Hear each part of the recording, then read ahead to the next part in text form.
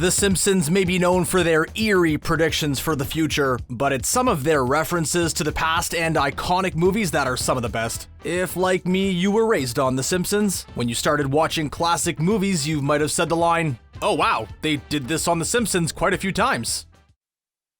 Simpsons did it. Seriously, if I had $1.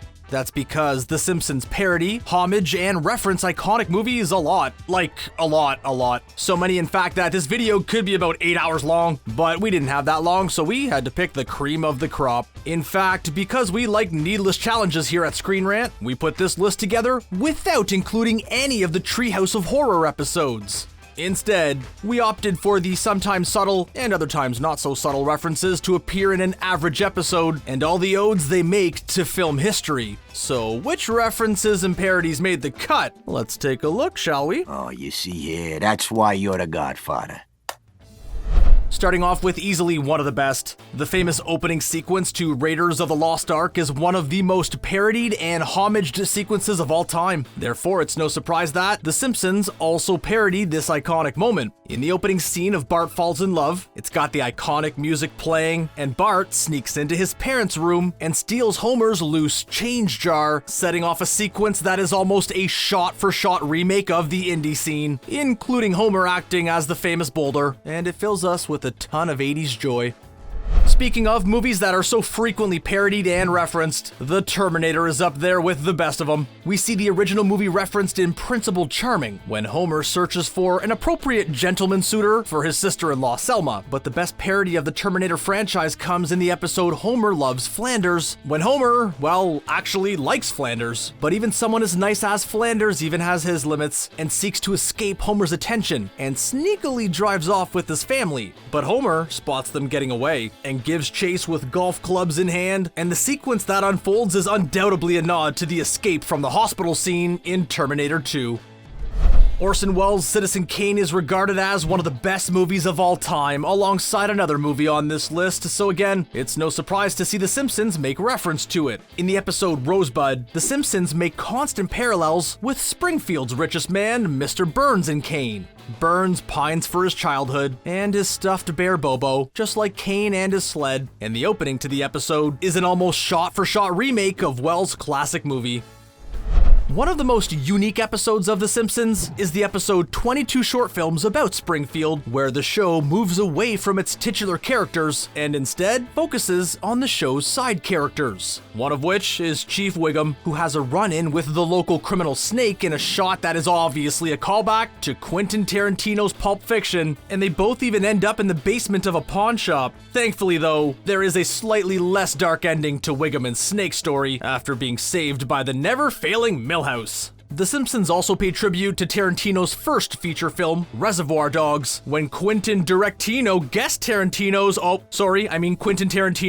directs an episode of Itchy and Scratchy, which parodies the infamous Mr. Blonde scene from the movie. When a comedy show has an episode involving a whistleblower, they almost always make a reference to the iconic Follow the Money scene from the political thriller All the President's Men. The Simpsons, of course, also couldn't resist having a go in the episode Krusty Gets Busted, where Bart and Lisa meet a whistleblower in a shadowy car park, only to have the mystique quickly spoiled by their father Homer, who reveals the figure to be Mr. Smithers. Some people, they just don't get the atmosphere, you know?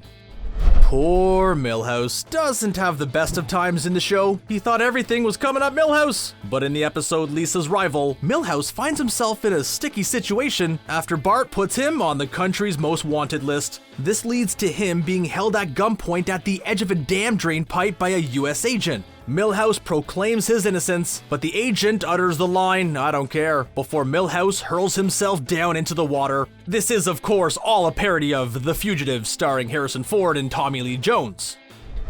Maggie may not say a whole lot, but she's still one of our favorites. One of her best moments comes in the episode A Streetcar Named Maggie, which is itself a movie reference, when she's left at a school for tots. Maggie soon begins to rebel against the school's owners and is sent to the box before masterminding a genius, albeit elaborate, Great Escape, which, as you can probably guess, is a parody of the movie The Great Escape. The tots even pull off their great breakout to the backdrop of some familiar music. You have to feel sorry for Marge now and again, living a lonely and underappreciated life as the head of the Simpsons household. But she gets a huge jolt of electricity in her life in the episode Marge on the Lam when she meets Ruth. But Ruth's actions cause the duo to get into trouble, and Marge soon learns that Ruth's blue convertible is actually stolen. The two become embroiled in a dramatic car chase, pursued by Chief Wiggum and Homer, in a sequence to the classic movie Thelma and Louise, with the show even recreating the car going over the cliff. Although in the episode's case, it's actually Homer and Wiggum who take the plummet. What did I say? What's it called? That's right, the monorail! Now, the monorail may be more of a Shelbyville idea, but that didn't stop Springfield from getting it, and while it might be quote and reference worthy in its own right, the episode pays homage to a classic movie, The Silence of the Lambs. After dumping drums of nuclear waste into trees, Mr. Burns is forced to stand trial for messing up the environment and is wheeled into the courtroom just like Hannibal Lecter in the movie. But the ties between Burns and Lecter don't end there, with Lecter auditioning for the part of Mr. Burns in A Star is Burns. Who doesn't love Sideshow Bob? Well, probably Bart, but we certainly do. The homicidal thespian clown voiced by Kelsey Grammer is a fan favorite, and one of his best episodes comes in the episode Cape Fear, which is a parody of Scorsese's movie of the same name, which is a remake of the 1962 version. The movie follows the same plotline as Cape Fear, but also parodies Night of the Hunter with Bob's knuckle tattoos, although having only 3 fingers means they only spell love and hat. It may have been removed due to its controversy, but the episode Stark Raving Dad has a number of classic references in it. Namely, it's a parody of the multi-Oscar-winning movie One Flew Over the Cuckoo's Nest, with Homer being sent to a psychiatric institution and meeting a number of the movie's characters, including Chief and Nurse Ratched. They also pay reference to the movie in a scene where Barney smothers Homer with a pillow and makes his escape through the window, a parody of the movie's ending with almost the exact same use of framing. The director whose work is arguably most parodied is film legend Alfred Hitchcock, and we're gonna go through a few of the parodies here. First up is his 1960 black and white horror movie Psycho, which is parodied in the episode Itchy and Scratchy and Marge, where Maggie attacks Homer after being influenced by violent cartoons in an almost shot-for-shot remake of the classic shower scene from the movie. Next on the Hitchcock list is the voyeuristic thriller Rear Window, which is emulated in the episode Bart of Darkness, which is a play on words of Joseph Conrad's novella Heart of Darkness, which inspired Apocalypse Now. In the episode, Bart breaks his leg, just like James Stewart's character in Rear Window, and he begins spying on his neighbors with his telescope and uncovers some shifty goings-on in the neighborhood, similar to the Hitchcock classic. Stewart himself even makes a cameo. As we said, The Simpsons parody Hitchcock a lot, even referencing one of his films multiple times. That film is the espionage thriller North by Northwest. In the episode Homer vs. Lisa and the Eighth Commandment, Homer charges out into the road to prevent the cable guy from leaving in the same manner Cary Grant's character Roger Thornhill does in the movie. As well as this, in the episode Kidney Trouble, Homer begins to have second thoughts about agreeing to give his father Abe one of his kidneys and flees the hospital, but as he runs, he's nearly run over in a clear reference to the crop duster scene in the movie when Thornhill is nearly hit by a truck. Vertigo is the movie that goes alongside Citizen Kane as one of the most critically adored movies of all time, and The Simpsons make a quick wink to it in the episode Principal Charming. When Principal Skinner sees the school's grass being vandalized by Bart, he climbs the clock tower, and when he looks down, they make a direct callback to Vertigo, when again, James Stewart's character ascends the clock tower. The episode also references Gone with the Wind, with a scorned, silhouetted Skinner at the end of the episode strikingly reminiscent of Scarlett O'Hara. The final one on the Hitchcock train is his avian horror movie, The Birds. In the episode A Streetcar Named Marge, which housed the Great Escape reference, the episode parodies The Birds multiple times. It references Hitchcock's own cameo in the movie, and in the scene where Homer enters a room with a group of babies sucking their pacifiers, a callback to the bird-infested town in the movie. The Simpsons also pays tribute to the movie in the Treehouse of Horror episode with the dolphins, who also act like the birds in the final scene, but we're not gonna reference that. Oh yeah, you can't see it, but I just gave you a wink. Moving from one classic movie auteur to another, Stanley the Manly Kubrick also finds himself the subject of multiple Simpsons parodies. In the episode Deep Space Homer, we see astronaut Homer floating through space eating potato chips to the sound of the Blue Danube, an obvious reference to the movie. The episode even references the famous match cut, which symbolizes the evolution of technology in the movie when Bart tosses a marker in the air with it flying in slow motion.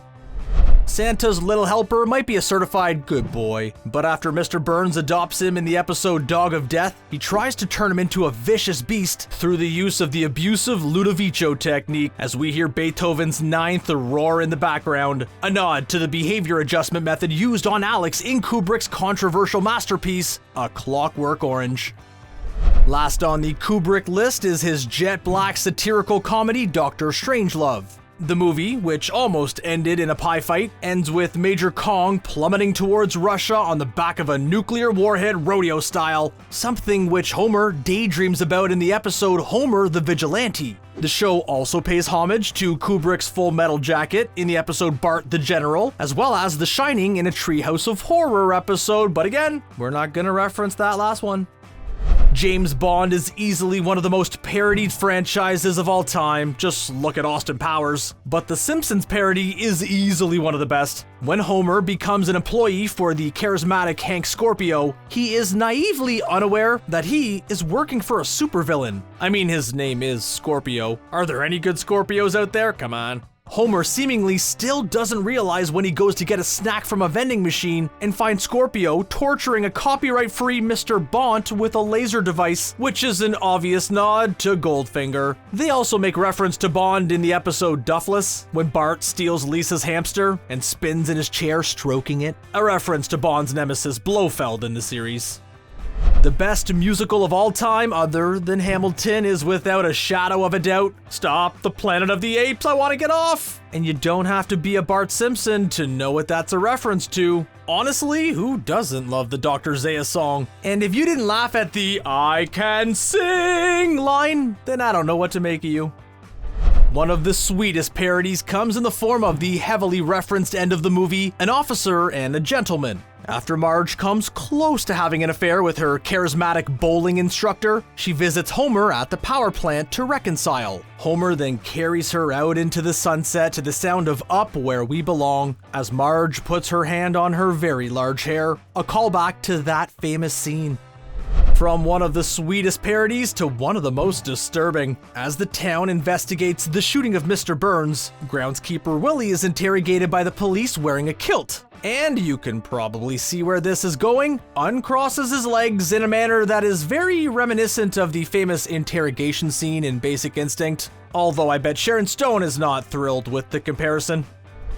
The Simpsons added their own Easter egg in this next movie reference. In the episode Lisa's Substitute, Lisa develops a crush on her substitute teacher, Mr. Bergstrom, and witnesses Miss Krabappel trying to seduce him in a classroom, which is a reference to the famous movie The Graduate. The movie starred Dustin Hoffman, who also voices the role of Mr. Bergstrom, providing a sneaky Easter egg there. As we said, there are so many parodies in The Simpsons, but before we wrap it up, we just want to mention a few honorable mentions as the show also parodies Risky Business, The Untouchables, Crocodile Dundee, and Mr. Smith Goes to Washington. Maybe next time we'll make it a 100 film reference list.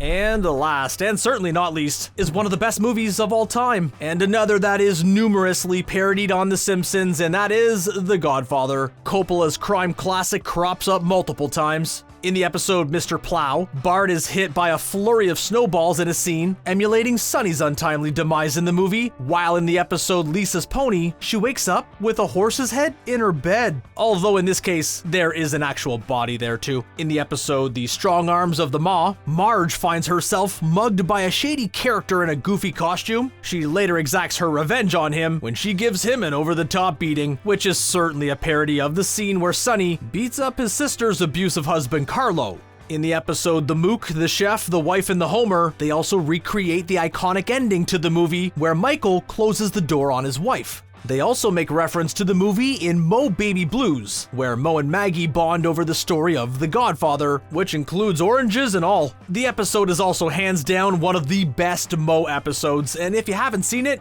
go and do it. Like, do it now, because this video's over, so go and watch that episode. You've just been marginalized. And there you have it. What did you make of this list? Which were your favorites? Which are your favorite ones we left out? Let us know in the comments below and make sure to subscribe to ScreenRant for all this and more. See ya!